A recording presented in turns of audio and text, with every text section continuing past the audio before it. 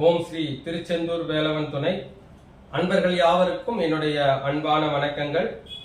நான் பண்டிட் பாலசுப்ரமணி கோடம்பாக்கத்தில் இருந்து. சதயம் star astro TV நேயர்கள் அனைவருக்கும் என்னுடைய அன்பான வணக்கங்கள். ஜோதிட சாஸ்திரத்தில் நாம் இன்று காண இருக்கும் தலைப்பு என்னவென்றால், தமிழகத்தின் சூப்பர் ஸ்டார் ரஜினிகாந்த் அவர்களுடைய ஜாதக அமைப்பை காண இருக்கின்றோம். அவருடைய ஜாதக அமைப்பானது எப்படி இருக்கின்றது, தமிழகத்தில் இவ்வளவு பெரிய ஒரு பிரபல்யமான ஒரு நடிகராக ரஜினிகாந்த் அவர்கள் வலம் வருவதற்கான காரணங்கள் என்ன என்ற விஷயங்களை எல்லாம் முழுமையாக இன்று நாம் காண இருக்கின்றோம். அந்த வகையில் பார்த்தீர்கள் என்றால், ரஜினிகாந்த் அவர்கள் 12/12/1950 வருடம் பெங்களூருவில் பிறந்திருக்கின்றார்கள். அவர் பிறந்த லக்னம் சிம்ம லக்னம், மகர ராசி, திருவோணம் நட்சத்திரம். பொதுவாக ஒரு ஜாதகத்தில் ஒருவர் பிரபல்யமான ஒரு நபராக வருகின்றார் என்றால் அவருடைய ஜாதகத்தில் லக்ன புள்ளி எப்படி அமைந்திருக்கின்றது, சந்திரன் எந்த நட்சத்திரத்தில் அமைந்திருக்கின்றார் என்ற விஷயங்களை எல்லாம் முதலில் ஆய்வு செய்ய வேண்டும். அப்படி பார்க்கின்ற பொழுது அவர் பிறந்த லக்னம் சிம்ம லக்னம், லக்ன புள்ளியானது பூரம் நட்சத்திரம் 3ஆம் பாதத்தில் அமைந்திருக்கின்றது. ஆக ஒருவர் பிறந்த லக்னமானது புஷ்கர வம்சத்தில் இருப்பது என்பது ஒரு மிகப்பெரிய ராஜயோகம். நம்முடைய சமூக வலைத்தளங்களில் ரஜினிகாந்த் பிறந்த நேரத்தில் நிறைய நபர்கள் பிறந்திருக்கின்றார்கள். ஆனால் எல்லோராலும் ஏன் ஒரு பெரிய வெற்றியை அடைய முடியவில்லை, ரஜினிகாந்த் அவர்கள் மட்டும் எப்படி இப்படிப்பட்ட ஒரு பிரபல்யமான நிலையை அடைந்தார்கள் என்று பார்க்கின்ற பொழுது, பொதுவாக அவர் பிறந்த லக்னம் சிம்ம லக்னம் பெங்களூருவில் பிறந்திருக்கின்றார். ஒவ்வொரு இடத்திற்கும் லேண்டிடியூட் என்ற ஒரு விஷயம் மாறுபடும். அப்படி பார்க்கின்ற பொழுது அவர் பெங்களூரில் பிறந்திருக்கின்ற காரணத்தினால் அவருடைய அந்த லக்ன புள்ளியானது பூரம் நட்சத்திரம் 3ஆம் பாதத்தில் புஷ்கர வம்ச பாதத்தில் விழுகின்றது. அது ஒரு மிகப்பெரிய ஒரு ராஜயோகமான நிலை. அதே போல அவர் பிறந்த நட்சத்திரம் என்பது திருவோணம் நட்சத்திரம் 2ஆம் பாதம், அதாவது புஷ்கர நவாம்ச பாதம். அப்பொழுது விதி என்று சொல்லக்கூடிய லக்ன புள்ளியும் புஷ்கர நவாம்ச பாதத்தில் விழுந்திருக்கின்றது. அதே போல மதி என்று சொல்லக்கூடிய சந்திரனும் புஷ்கர நவாம்ச நிலையில் இருக்கின்றார். இது அவருடைய ஜாதகத்தில் இருக்கின்ற முதல் நிலை ராஜயோகமான ஒரு அமைப்பு. அடுத்தபடியாக பார்த்தோம் என்றால், சூப்பர் ஸ்டார் ரஜினிகாந்த் அவர்கள் எப்படி மிகப்பெரிய ஒரு பிரபல்யமான நிலையை அடைந்தார்கள் என்று பார்க்கின்ற பொழுது, ஃபைட் சீன் என்று சொல்வோம், அதாவது சண்டை காட்சிகள் மூலமாக ஒரு மிகப்பெரிய ஒரு உயர்நிலையை அடைந்திருக்கின்றார். இது அனைவருக்கும் தெரிந்த ஒரு விஷயம். அப்பொழுது சண்டை காட்சி என்று சொல்லிவிட்டாலே அதற்கு காரணமாக விளங்கக்கூடிய பாவகம் என்னவென்றால் 6ஆம் பாவகம். அப்பொழுது இவருடைய லக்னத்தில் பாருங்கள், லக்னத்திற்கு 6ஆம் பாவகத்திற்கு உண்டான கிரகமாக சனி பகவான் இருக்கின்றார். சனி பகவான் லக்னத்திற்கு 2ஆம் பாவகத்தில் அமைந்திருக்கின்றார். அப்பொழுது சண்டை என்று சொல்லிவிட்டாலே அது 6ஆம் பாவகம் தான். அந்த 6ஆம் அதிபதியாகிய சனி பகவான் 2ஆம் பாவகத்தில் இருக்கின்றார். அது மட்டுமல்லாமல் சனி பகவான் சிம்ம லக்னத்திற்கு யார் என்றால் 7ஆம் பாவக அதிபதியாகவும் இருக்கின்றார். அப்பொழுது சண்டை காட்சிகள் என்று சொல்லக்கூடிய 6ஆம் பாவக அதிபதியாகிய சனி பகவான் 2ஆம் பாதத்தில் புஷ்கர நவாம்ச நிலையில் இருக்கின்றார். நன்றாக பாருங்கள், சனி அமர்ந்திருப்பது உத்திரம் நட்சத்திரம் 4ஆம் பாதம். அப்பொழுது அது ஒரு புஷ்கர நவாம்ச நிலை. அப்பொழுது சண்டை காட்சிகள் மூலமாக ஒரு மிகப்பெரிய ஒரு யோக நிலை ஏற்படும் என்பதை காண முடிகின்றது. அது மட்டுமல்லாமல் பொதுவாகவே பொது ஜன தொடர்பு என்று சொல்கின்ற பொழுது அதற்கு காரகத்துவமாக விளங்கக்கூடிய கிரகம் யார் என்றால் சனி பகவான். அப்பொழுது பாருங்கள், 6ஆம் அதிபதியாகிய சனி பகவானே சண்டைக்குண்டான கிரகமாக வருகின்றார். அவரே பொது ஜன தொடர்பை குறிக்கின்ற கிரகமாகவும் இருக்கின்றார். அது மட்டுமல்லாமல் ஒரு ஜாதகத்தில் பொது ஜன தொடர்பை சுட்டி காட்டக்கூடிய பாவகம் என்னவென்றால் அது 7ஆம் பாவகம். அப்பொழுது 7ஆம் பாவக அதிபதியாகவும் சனி பகவான் இருக்கின்றார். ஆக பொது ஜன தொடர்பை சுட்டி காட்டக்கூடிய கிரகம் சனி பகவான். அவரே இவருடைய ஜாதகத்தில் லக்னத்திற்கு 7ஆம் பாவத்திற்குண்டான பொது ஜன தொடர்பை சொல்கின்ற கிரகமாக இருக்கின்றார். ஆக அப்படிப்பட்ட சனி பகவான் லக்னத்திற்கு 2ஆம் இடத்தில், அதாவது சண்டை காட்சிக்குண்டான சனி பகவான், பொது ஜன தொடர்பை சொல்லக்கூடிய சனி பகவான், பாவக ரீதியாகவும் பொது ஜன தொடர்பை சொல்லக்கூடிய சனி பகவான் லக்னத்திற்கு 2ஆம் இடத்தில் உத்திரம் நட்சத்திரம் 4ஆம் பாதத்தில் புஷ்கர நவாம்ச நிலையில் அமைந்திருப்பதன் மூலமாக அவர் இந்த சண்டை காட்சிகள் அது போன்ற ஒரு விஷயங்கள் மூலமாக ஒரு மிகப்பெரிய உயர்நிலையை அடைந்திருக்கிறார் என்பதையும் இவருடைய ஜாதகத்தில் நாம் தெளிவாக காண முடிகிறது. அது மட்டுமல்லாமல் ஒருவர் சினிமா துறையில் புகழ் பெறுகின்றார் என்றால் அதற்கு 4 கிரகங்களை நாம் பார்க்க வேண்டிய அவசியம் இருக்கின்றது. அது எதுவென்றால் ஜாதகத்தில் புதன் பகவான், சுக்கிர பகவான், ராகு பகவான், சந்திர பகவான், இந்த 4 கிரகங்களையும் நாம் ஆய்வு செய்ய வேண்டும். அப்படி பார்க்கின்ற பொழுது சினிமா துறையை சுட்டி காட்டக்கூடிய முதல்துவமான கிரகம் யார் என்றால் சுக்கிர பகவான். அப்படிப்பட்ட சுக்கிர பகவான் யார் என்று பாருங்கள். லக்னத்திற்கு 3ஆம் அதிபதியாகிய சுக்கிர பகவான் 5ஆம் இடத்தில் இருக்கின்றார். பொதுவாக 3ஆம் இடம் என்பது மீடியா சார்ந்த விஷயங்கள் 3ஆம் இடம், 5ஆம் இடம் என்பது சினிமா சார்ந்த விஷயங்கள். அது மட்டுமல்லாமல் 10ஆம் இடம் என்பது ஜீவனம். சிம்ம லக்னத்திற்கு 10ஆம் இடம் என்பது ஜீவனம். அப்பொழுது 3ஆம் இடம் என்பது மீடியா, 10ஆம் இடம் என்பது ஜீவனம், 5ஆம் இடம் என்பது சினிமா. அப்பொழுது அந்த சினிமா துறையில், அந்த மீடியா மூலமாக இருக்கின்ற சினிமா துறையில் புகழ் பெற்றதற்கு காரணம் அந்த அதிபதியாகிய சுக்கிர பகவான் லக்னத்திற்கு 5ஆம் இடத்தில் திரிகோண ஸ்தானத்தில் அமர்ந்திருப்பது என்பது ஒரு மிகப்பெரிய விசேஷமான நிலை. அடுத்தபடியாக பார்ப்போம் என்றால் புதன் பகவான் நன்றாக இருக்க வேண்டும். அப்படி பார்க்கின்ற பொழுது சிம்ம லக்னத்திற்கு புதன் பகவான் யார் என்றால் 2ஆம் வீட்டிற்கும் லாபஸ்தானத்திற்கும் உண்டானவர், அதாவது தனஸ்தானத்திற்கும் லாபஸ்தானத்திற்கும் உண்டானவர் தான் புதன் பகவான். அவரும் 5ஆம் இடத்தில் இந்த சினிமா என்று சொல்லக்கூடிய அந்த பாவகத்தில் அமைந்திருக்கின்றார். இதுவும் ஒரு மிகப்பெரிய விசேஷ நிலை. அடுத்தபடியாக பார்த்தோம் என்றால் ராகு பகவான். ராகு பகவானை பாருங்கள், லக்னத்திற்கு 8ஆம் இடத்தில் இருந்தாலும் ராகு பகவானை பொறுத்தவரையில் அவர் எந்த வீட்டில் அமர்ந்திருக்கின்றாரோ அந்த கிரகமாகத்தான் அவர் வேலை செய்வார். அப்படி பார்க்கின்ற பொழுது இந்த ராகு பகவான் அமர்ந்த அந்த வீடு என்பது 5, 8க்கு உண்டான குரு பகவானுடைய வீடு. அப்பொழுது 5 என்று சொல்லிவிட்டாலே 5 என்றாலே சினிமா துறை தான். அப்படிப்பட்ட 5ஆம் வீட்டுக்கு உண்டான குரு பகவான் 7ஆம் இடத்தில் பொது ஜன தொடர்பை சொல்லக்கூடிய 7ஆம் இடத்தில் இருப்பதன் மூலமாக அவருக்கு ராகு பகவானும் ஒரு மிகப்பெரிய பாக்கியத்தை வழங்கி இருக்கிறார் என்பதையும் நாம் காண முடிகிறது. அதற்கு அடுத்தபடியாக பார்த்தோம் என்றால் சந்திர பகவான். சந்திரன் என்றால் திரை, திரை மூலமாக ஒரு மிகப்பெரிய உயர்நிலையை அடைந்திருக்கின்றார். அப்படிப்பட்ட சந்திர பகவான் 12 குடையவராகி 6ஆம் இடத்தில் புஷ்கர நவாம்ச நிலையில் இருக்கின்றார்.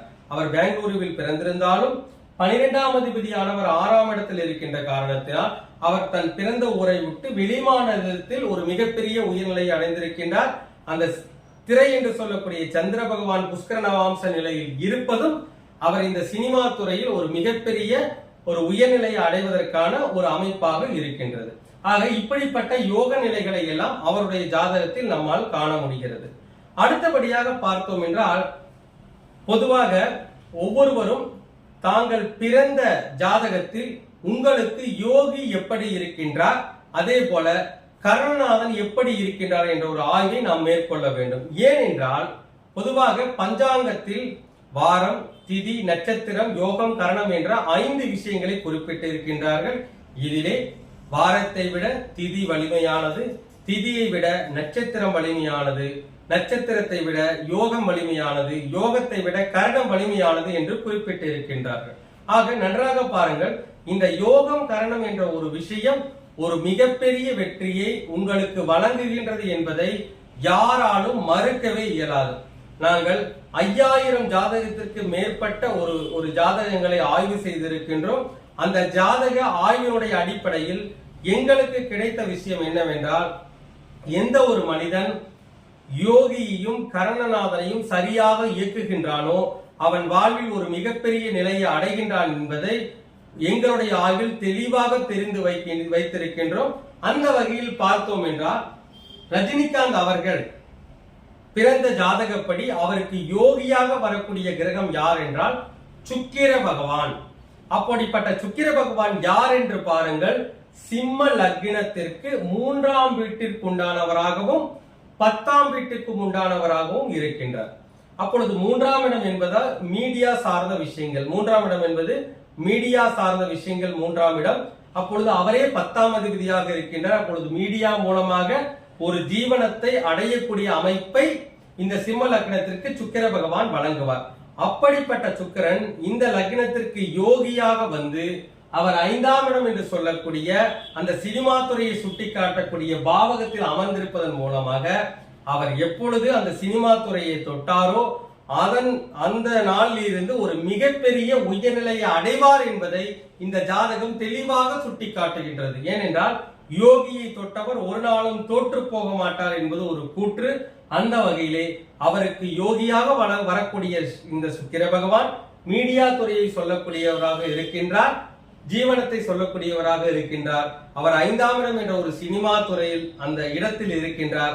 அதனால் அவர் ஒரு மிகப்பெரிய உயர்நிலையை அடைவதற்கான காரணம் இந்த யோகி என்ற அந்த சினிமா துறையை தொட்டதுதான் காரணம் என்பதை யாராலும் நிச்சயமாக மறுக்கவே இயலாது. அதே போல் பார்த்தீர்கள் என்றால் இவர் பிறந்த கரணம் பத்திரை கரணம். பத்திரை கரணத்தினுடைய அதிபதி கேது பகவான்.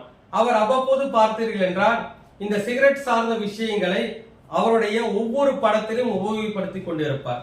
அப்பொழுது பாருங்கள், கேது பகவான் என்றால் இந்த புகையிலை சார்ந்த விஷயங்கள். அப்பொழுது அந்த சிகரெட் குடிப்பதனுடைய அந்த உள்ளர்த்தம் என்னவென்றால் அவருடைய பிறந்த கரணம் பத்திரை கரணம். இந்த பத்திரை கரணத்தினுடைய அதிபதி கேது பகவான். கேது பகவான் என்றால் சுருட்டு புகையிலை சார்ந்த விஷயங்கள். அப்பொழுது அவர் சிகரெட் பிடிப்பதன் மூலமாக ஒரு மிகப்பெரிய ஒரு உயர்நிலையை மக்கள் மனதில் அடைந்திருக்கிறார் என்பதையும் மறுக்க முடியாது. ஆக அவர் இப்படிப்பட்ட ஒரு உயர்நிலையை அடைந்ததற்கு காரணம் அவருடைய கரணத்தையும் யோகியையும் மிக வலுவாக இயக்கி இருக்கின்றார் என்பதை யாராலும் நிச்சயமாக மறுக்கவே இயலாது. எந்த ஒரு மனிதன் கரணத்தையும் யோகத்தையும் சரியாக இயக்குகின்றாரோ அவர் வாழ்நாளில் ஒரு மிகப்பெரிய உயர்நிலையை அடைகின்றார் என்பது பல ஜாதகங்களை ஆய்வு செய்து எங்களுக்கு கிடைத்த ஒரு தெளிவான உண்மை. ஆக இப்படிப்பட்ட நிலைகள் எல்லாம் அவருடைய ஜாதகத்தில் அமைந்திருக்கின்றது. அதே போல் பார்த்தீர்கள் என்றால் ஒரு ஜாதகத்தில் யோக நிலை அமைந்திருந்தாலும் கூட அதற்கு தகுந்த திசாபுத்திகள் வர வேண்டும் என்பதுதான் உண்மை. அப்படி பார்க்கின்ற பொழுது அவருடைய ராகு சரியாக சொல்ல வேண்டும் என்றால் குரு திசையானது 1983ஆம் வருடம் தொடங்கி இருக்கின்றது. அந்த குரு திசையானது 16 வருடங்கள் நடைபெற்றிருக்கின்றது. அப்பொழுது குரு திசையானது 83வது வருடத்தில் தொடங்கி 1999ஆம் வருடம் வரை நடந்திருக்கின்றது. அந்த குரு திசையானது 5ஆம் வீட்டிற்கு உண்டான திசையாக இருக்கின்றது. 7ஆம் இடம் என்று சொல்லக்கூடிய பொது ஜன தொடர்பை சொல்லக்கூடிய பாவகத்தில் இருக்கின்ற காரணத்தினால் அந்த காலகட்டங்களில் அவர் படிப்படியாக ஒரு சிறப்பான நிலையை அடைந்திருக்கின்றார் என்பதையும் மறுக்க இயலாது. அடுத்தபடியாக பார்த்தோம் என்றால் இந்த 1999ஆம் வருடம் குரு திசை முடிந்த பிறகு அதற்கு பின்பு தொடங்கிய திசை என்னவென்றால் சனி திசை. சனி பகவான் யார் என்றால் 6ஆம் வீட்டிற்கும் 7ஆம் வீட்டிற்கும் உண்டானவர். அவர் 2ஆம் இடத்தில் உத்திரம் 4ஆம் பாதத்தில் புஷ்கர நவாம்ச நிலையில் இருந்தார்.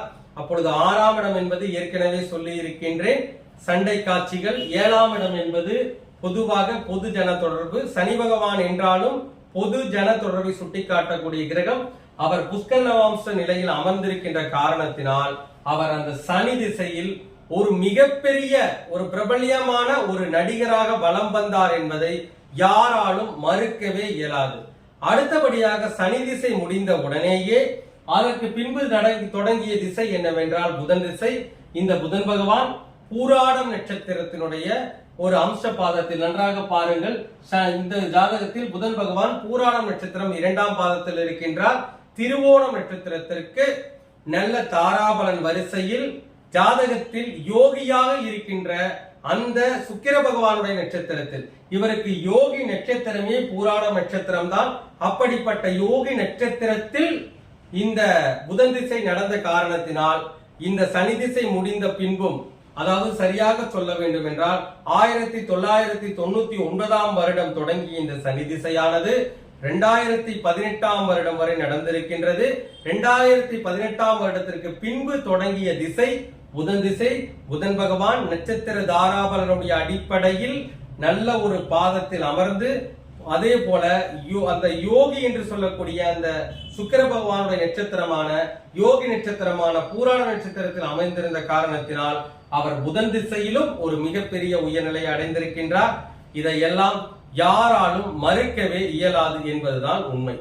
அடுத்தபடியாக பார்த்தோம் என்றால் பொதுவாக ஒரு ஜாதகத்தை நாம் ஆய்வு செய்கின்ற பொழுது ஒரு ஜாதகத்தில் முடக்கு ராசியாக இருக்கின்ற ராசி என்ன என்பதையும் ஆய்வு செய்ய வேண்டும். அப்படி பார்க்கின்ற பொழுது இவருடைய ஜாதகத்தில் சூரிய பகவான் கேட்டை நட்சத்திரத்தில் அமர்ந்திருக்கின்றார். இவருக்கு முடக்கு ராசியாக வரக்கூடிய ராசி என்னவென்றால் தனுசு ராசி. அப்பொழுது தனுசு ராசி தான் முடக்கு ராசியாக வருகின்றது. அப்பொழுது பாருங்கள், ஜாதகத்தில் யோகி கிரகமான சுக்கிர பகவான் முடக்கு ராசியில் தான் இருக்கின்றார். எப்படி அவர் இந்த சினிமா துறையில், அதாவது பாருங்கள், முடக்கு ராசியாக 5வது ராசி, அந்த சினிமாவை சுட்டி காட்டக்கூடிய ராசி வருகின்றது. அதிலும் அந்த சுக்கிர பகவான் அந்த ராசியிலேயே, சினிமாவை சுட்டி காட்டக்கூடிய சுக்கிர பகவான் அந்த ராசியிலேயே அமைந்திருக்கின்றார். எப்படி இவர் உயர்நிலையை அடைந்தார் என்று பார்க்கின்ற பொழுது, அப்பொழுது இவருடைய ஜாதகத்தில் முடக்கு ராசி வேலை செய்யவில்லையா என்று ஆய்வு செய்கின்ற பொழுது நன்றாக பாருங்கள், 5ஆம் இடம் தான் இவருடைய ஜாதகத்தில் முடக்கு பாவகமாக வருகின்றது. இவருக்கு ஆண் குழந்தைகள் இல்லை. நன்றாக பாருங்கள், இவருக்கு ஆண் குழந்தைகள் இல்லை. ஆண் குழந்தைகள் இல்லாத காரணத்தினால் அந்த 5ஆம் இடம் என்ற அந்த தோஷமானது நிச்சயமாக, அந்த பாவகத்தில் இருக்கின்ற தோஷமானது விலகிவிடும். அதே போல் பார்த்தீர்கள் என்றால் அவருடைய முதல் குழந்தையுடைய திருமண வாழ்க்கை என்பதும் மிக கடுமையான பாதிப்பை சந்தித்திருக்கின்றது. ஆக அவருடைய ஜாதகத்தில் 5ஆம் இடம் என்று சொல்லக்கூடிய பாவகம் முழுமையாக பாதிக்கப்பட்டிருக்கின்றது. அதனுடைய உயிர்காரகத்துவம் முழுமையாக பாதிக்கப்பட்டிருக்கின்ற காரணத்தினால் அவருக்கு இந்த 5ஆம் இடம் என்று சொல்லக்கூடிய அந்த பொருள்காரகத்துவமானது மிகப்பெரிய உயர்நிலையை அவருக்கு கொடுத்திருக்கின்றது என்பதுதான் உண்மை. அதே போல் பார்த்தீர்கள் என்றால் திருமணம் நடந்த பிறகு பெண் குழந்தை தான் பிறந்திருக்கின்றது. அதே போல் அந்த பெண் குழந்தையுடைய வாழ்க்கையும் பாதிப்பை சந்தித்திருக்கின்றது என்பதை அனைவரும் அறிவீர்கள்.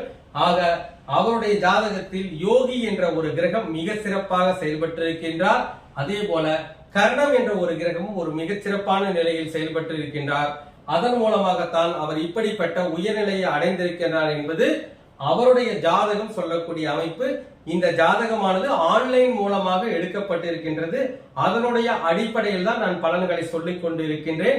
ஆக ரஜினிகாந்த் அவர்கள், சூப்பர் ஸ்டார் ரஜினிகாந்த் அவர்கள் ஒரு மிக பிரபல்யமான நபராக வருவதற்கு அவருடைய அந்த யோகி என்ற ஒரு நிலையும் கரணம் என்ற ஒரு நிலையும் தான் ஒரு மிகப்பெரிய வெற்றியை கொடுத்திருக்கின்றது என்பதை நம்மால் அறிய முடிகின்றது. முடக்கு தோஷம் பாதிக்கப்பட்டு இருந்தாலும் முடக்கு தோஷத்தில் பாதிக்கப்பட்ட கிரகங்கள், அதாவது அந்த பாவகங்கள் உயிர்காரகத்துவத்தினுடைய அந்த முழுமையான தன்மையை பெற முடியாத காரணத்தினால் அந்த முடக்கு தோஷம் விலகி அவருக்கு ஒரு மிகப்பெரிய வெற்றி கிடைத்திருக்கின்றது என்பது இவருடைய ஜாதகத்தை ஆய்வு செய்வதன் மூலமாக நமக்கு கிடைக்கின்றது. ஆக இவருடைய ஜாதகம் ஒரு யோக நிலை ஜாதகம். இதற்கு காரணம் அவர் சரியான அந்த துறையை தேர்ந்தெடுத்ததுதான் காரணம். இவர் பிறந்த நேரத்தில் நிறைய நபர்கள் பிறந்திருந்தாலும் அனைவரும் இந்த யோகி என்று சொல்லக்கூடிய அந்த 3ஆம் இடத்தை சொல்லக்கூடிய சினிமா துறையை தேர்ந்தெடுக்கவில்லை. இவர் வெற்றி பெற்றதற்கு காரணம் அவர் அந்த யோகி என்ற ஒரு விஷயத்தை சரியான முறையில் தேர்ந்தெடுத்ததுதான் காரணம் என்று கூறி விடைபெறுகின்றேன். நன்றி, வணக்கம், வாழ்க வளமுடன்.